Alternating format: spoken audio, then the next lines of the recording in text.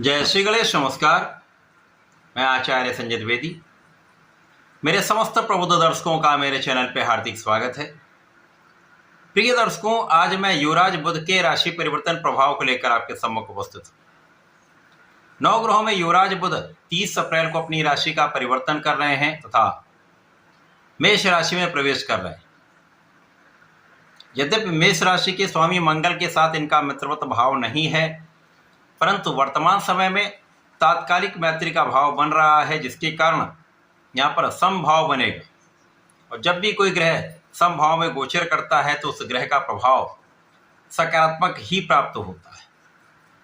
इसके साथ ही साथ इस गोचर काल में जो 30 अप्रैल से आरंभ हो रहा है, मंगल के साथ इनका युति प्रभाव भी होगा तथा मेष राशि में पहले से ही अपनी उच्च राशि में सूर्य का गोचर चल रहा है, जिसके कारण त्रिग्रही योग का निर्माण भी होने वाला है। प्रिय दर्शकों, सूर्य और बुध का महायोग बनेगा, जिसके कारण प्रबल रूप से बुधादित्य योग का निर्माण भी मेष राशि में होने वाला है। इस बुधादित्य योग का प्रभाव तथा त्रिग्रही योग का प्रभाव निश्चित रूप से समस्त राशि के जातकों को प्राप्त होगा। कुछ विशिष्ट परिणामों की प्राप्ति अवश्य ही होगी। आज मैं तुला राशि के लिए बुध के इस राशि परिवर्तन से मिलने वाले लाभ का, किन किन भावों में वृद्धि से किन किन स्थानों पर आपको लाभ मिल सकता है अथवा कहीं पर कुछ समस्या है या अवरोध है तो उसका क्या निराकरण, संपूर्ण विश्लेषण मैं पूर्ण तर्क के साथ करने जा। प्रिय दर्शकों, इस राशि फल को आप अपने लग्न तथा राशि दोनों के अनुसार देख सकते हैं। तुला राशि के लिए यदि हम अवलोकन करें तो तुला राशि के स्वामी शुक्राचार्य हैं। बुध और शुक्र का अति मित्र का भाव है, जिसके कारण ये अत्यंत सकारात्मक परिणाम देने वाला परिवर्तन है। इसके साथ ही साथ यदि हम अवलोकन करें तो तुला राशि के लिए बुध आपके भाग्येश हैं तथा वैभव के स्वामी।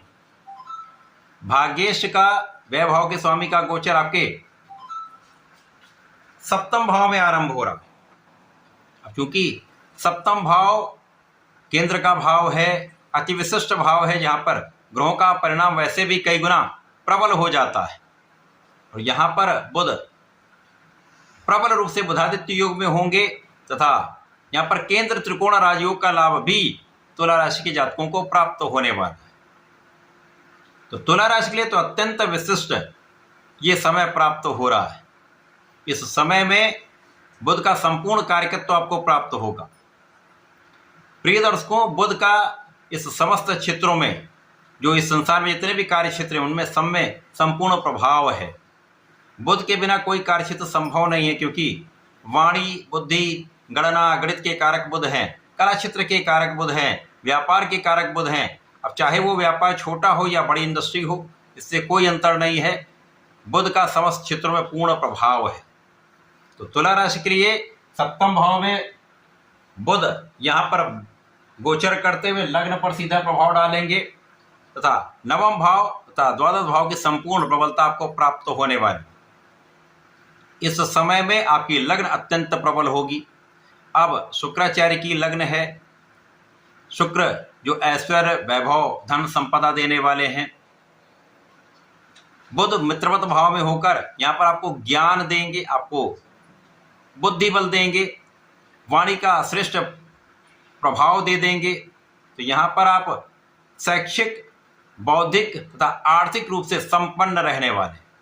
यहाँ पर आपकी क्षमता में कई गुना वृद्धि होने वाली है। आपका तनाव समाप्त होगा, आपका स्वास्थ्य बहुत अच्छा रहेगा तथा यहाँ पर आपके नेतृत्व की क्षमता पहले से कई गुना बढ़ जाए।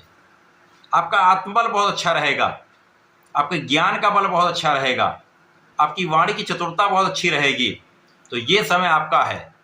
ये गोचर आपको विशिष्ट बनाने वाला है, क्योंकि यहाँ पर आपके भाग्य का संपूर्ण साथ भी आपको प्राप्त हो रहा है।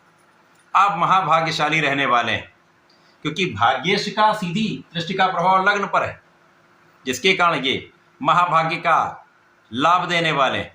इस समय में आपको अचानक धन प्राप्ति हो सकती है।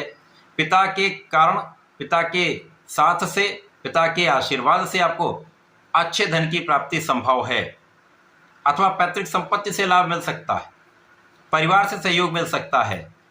तो ये समय आपको महाधन लाभ का है। इस गोचर काल में आपको महाधन की प्राप्ति अवश्य होगी।